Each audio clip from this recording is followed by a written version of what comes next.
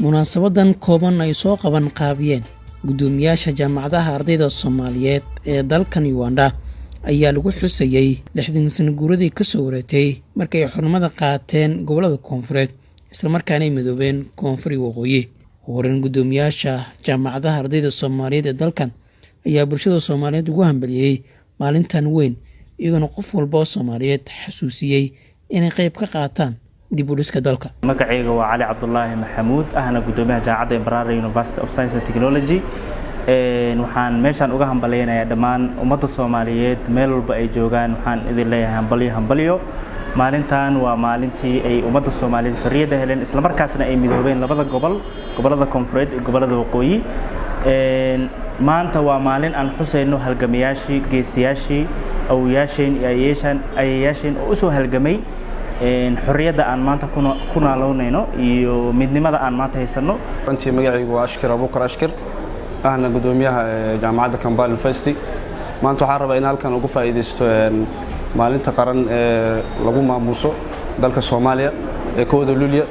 saawada ognahay maanta waa maalin qaran dhammaan Soomaaliyeed meel kasta adduunka dacalada ka joogaan ay ugu dabaaldegayaan munaasabadda kooda Luulyo. saawada ognahay 26 Juun 1960 waa xornimada qaatay gobolada waqooyi waxayna ka qaateen gumeystihii Ingiriiska. sidoo kale maalmo kooban ka bacdi waxa xornimada sidoo kale qaatay koonfurta Soomaaliya ay ka qaateen gumeystihii Talyaaniga.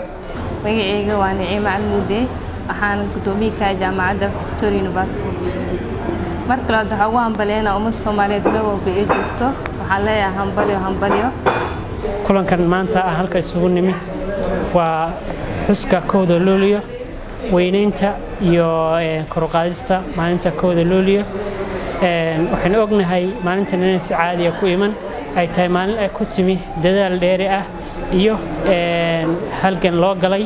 waa maalin ay ummad caalamka ila aqoonsaday. waa maalin calankeennii iyo midnimadeenii iyo sharafteennii ay kor u qaadantay. waxaan leeyahay dhammaan ummadda Soomaaliyeed hambalyo. waxa aad iyo aad ugu hambalyeynayaan dhammaan shacabka Soomaaliyeed maalinta xorriyadda ilaa maalmihii xorriyadda aan ku jirnay oo maanta ugu dambayso. waxaan leeyahay hambalyo leeyahay. waxa aad u xumaay in mataqaana dhalinyaradii kale ama wadaniyiintii kale oo Kampala joogtay aysan nagala qayb qaadan sababtoo ah coronavirus awgiis. marka waxa ka cudurdaaranaynaa in mataqaana dad badan aysan nagala soo qayb gelin. waxa aad iyo aad u faraxsanahay in mataqaana xuseen maalintii xorriyadda. magacaygu waa Axmed Bashiir Maxamuud ahna gudoomiyaha jaamacadda Clark International University. maanta halkaan waxaan u nimaadnay xuska weynaynta maalinta qarannimo maalintii xornimada aan helnay kowdii Luulyo inagoo ku guda jirnay asbuuci xorriyadda. waxaan leeyahay dhammaan ummadda Soomaaliyeed hambalyo meel kasta caalamka joogtaaniin. maanta waa maalin qaran waa maalin aad iyo aad in loo weyneeyo loo baahan yahay. waa maalin in calanka kor loo qaado ay mudan tahay. waxaan u hambalyeynayaa dhammaan gudoomiyaasha iyo inta ka soo shaqaysay. waxaan kale u mahadcelinayaa safaaradda oo iyaduna gacan weyn ka geysatay arrintaas kuna taageertay in ay qabsoonto xafladan. farxadda munaasabadda kooda Luulyo anigoo ku hadlay afka ardayda jaamacadda Ibrahim University ahna gudoomiyaha jaamacadda waxaan dhammaan shacabka Soomaaliyeed meel walba ay joogaan u hambalyeynaya maalinta aan taagnay qarankeena isla markaana ka xoroona gumeystihii isla markaana dhisana dawlad dimuqraadiyadda oo ah dawlad shacab. waxaan markaste karaamo xushmad iyo xusuusin qaran mudan halgamayaashii u soo halgamay xornimada iyo waxa ku noolaanayno maanta oo ah nacawda. dhanka kale xogeyaha saddexaad ee safaaradda Soomaaliya ee dalkan Uganda Guuleed Xuseen Maxamed oo goobjoog ah kulanka ayaa hambalyo u diray dhammaan bulshada Soomaaliyeed. hambalyo ummadda Soomaaliyeed meel walba ay joogaan maalinta xorriyadda kooda Luulyo. runtii waa maalin ugu weyn oo maalin ugu qaali ah.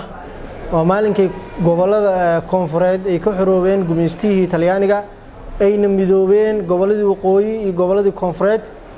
runtii waxaan rabaa halkaan inaan ugu mahadceliyo awoowayaasheenii oo runtii maanta ina soo gaarsiiyey annagoo xur ah ayna ku dadaaleen inaan ka mid noqono dalalka ugu horeeya ee ka xorooba gumeystaha ee qaaradda madow runtii sharaf weyn ay noo tahay sida u wada jeediin maanta dowladnimadan quruxda badan aan wada harsanayno dad baa u soo halgamay markii laga yimaado dalkii hooyo ee Soomaaliya xuska maalmaha xorriyadda dalka si weyn ayaa lagu xusaa caalamka dalkan Uganda oo ay ku nool yihiin arday iyo jaaliyad Soomaaliyeed ayaa si weyn u xusay maalintan ku weyn qulubta ummadda Soomaaliyeed iyadoo qof walba oo gurigiisa ku xusayay maadaama uu halkan ka jiro coronavirus isla markaana ay mamnuuc tahay xafladihii waaweynaa iyo isku imaatinka dadweynaha يوسف محمد معلش كشمير راضي هاي تلفزيون قرن الصوماليات كمبالا